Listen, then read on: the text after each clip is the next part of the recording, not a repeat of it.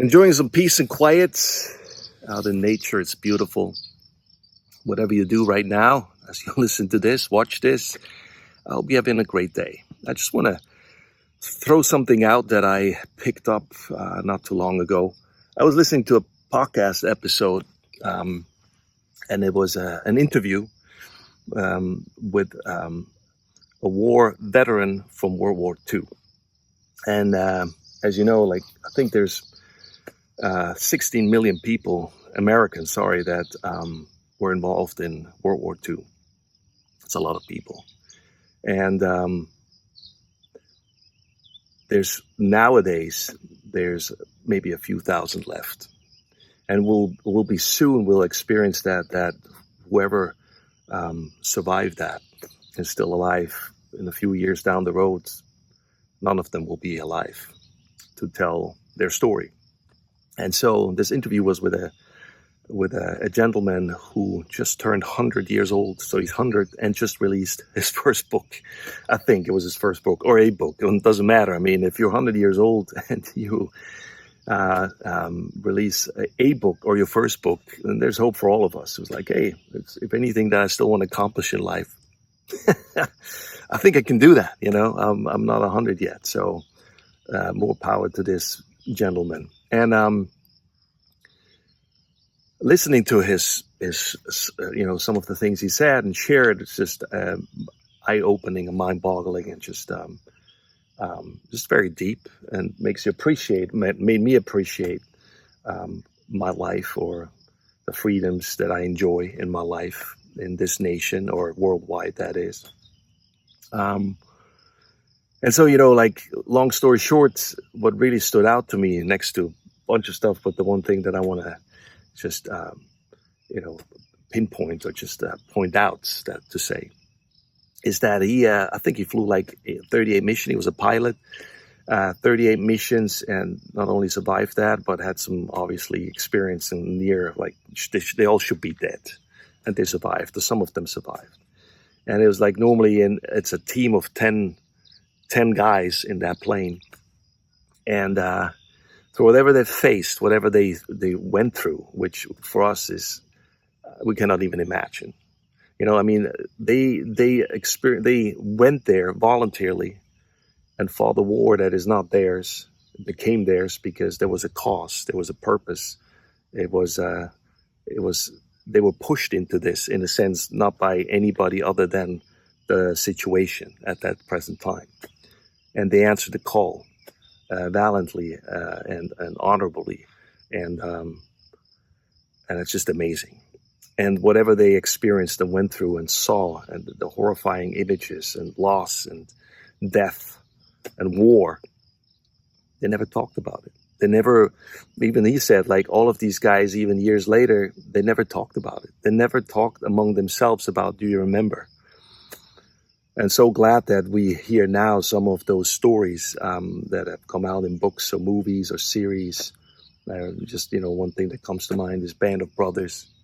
And we need to remember those things. Those things are important because this is what happened. Was their reality.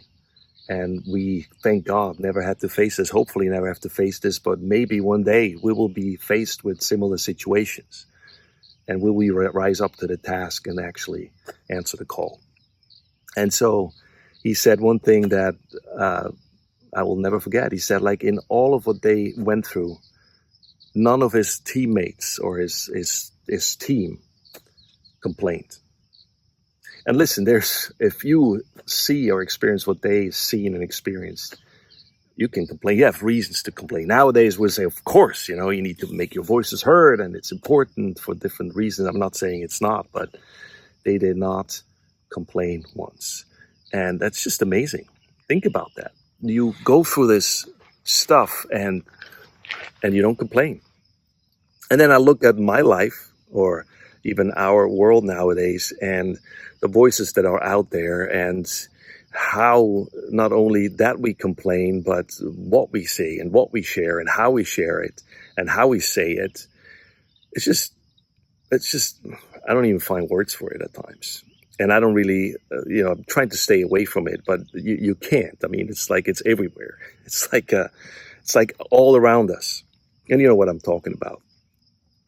And I realized the only reason why we complain so much, the only reason, maybe a reason why we complain so much. First of all, like the fact that these guys and women, not just guys, and guys in general, men and women who fought these wars, who fought these battles for us, so that we can enjoy the freedom that we have nowadays, not only in America, but in a lot of places in the world. And the only reason one of the reasons why we actually can complain is because those guys have laid down their lives. So that freedom is preserved, so that we have now the freedom to actually speak about whatever is on our minds. That's quite something. And then at times I feel like, what are we doing with this? Not that we shouldn't do it, but how we do it. And especially that doesn't justify the fact that we can just complain and just talk about all kinds of stuff that we think is wrong with the world. But how much we can talk about what's wrong in the world or what we think about so-and-so, but what are we going to do about it? What is it that actually I'm actively doing to change that? And not just point fingers and not just complain, not just call names, but actually do something about it. Actually get involved and change it. I think that's what needs to happen. And that's what those guys did. They saw something was wrong with the world. And it was their call to answer it. And they answered it, and they went and they changed it. I'm so deeply, deeply touched and thankful and grateful that they did. And I think we, if we actually, a lot of things around us right now, there's some serious problems. Don't get me wrong. I'm not trying to downplay this and problems and issues, but they've always been here. They always will be here. But it's what can I change? What can I actively do to make things better, rather than just piss in the fire? Just say like, all right, here we go. This is my 2 cents for this. No, that's not enough. That's not going to do.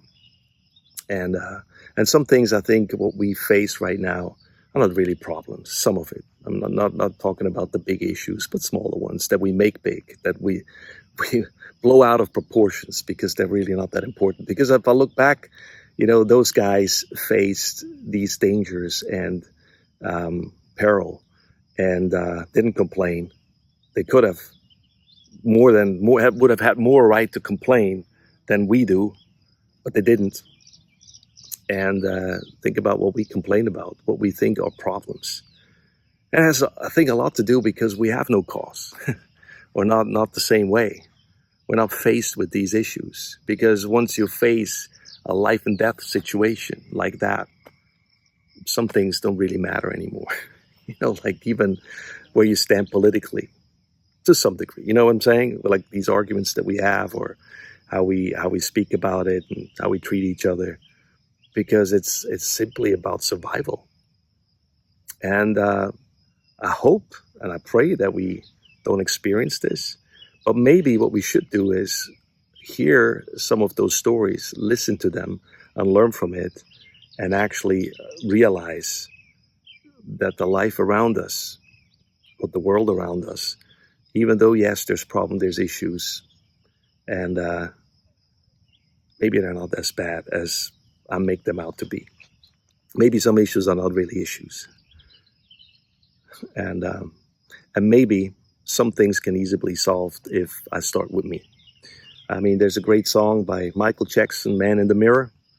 And it's very deep and wise words that he actually put in this song. Because look at yourself. I needed to look at myself and making some changes in my life and not blame everybody else around me that they need to change, but maybe I need to change. Maybe it starts with me. And to sum this up, those guys, I want to honor them, the veterans of our nation, the service that they provided, the call that they answered to even willingly go there and even be willing to give their lives. And, the Bible said there's no greater love for those who are willing to lay down their lives for their brothers and sisters. or for their fellow man, for their neighbor. That's the ultimate sacrifice, the ultimate sign of love. And so I want to thank everybody that served, everyone that served. I'm just grateful. Thank you for the job that you did. Thank you for the call that you answered. And I hope that in this time that we're living in, that we take a step back sometimes and look our world and look around us, and myself too, in the mirror, and say, what can I change today? That I can, we want to change the world, but the world maybe is much smaller than just the world. It's my world. And I can start to change my world, and that will affect and influence those around me and will actually make a difference. So let's complain less and let's do more. Do more acts of kindness and service, and get involved and make a change for the positive. Make things better. Like complaining tears things down. Encouraging build things up. And so we need to be encourager and exhorters. And it starts with us. And then it will have a ripple effect around us. So with that said, thanks for listening. Thanks for watching. Hope you have a great day. And I'll talk to you soon. Bye-bye.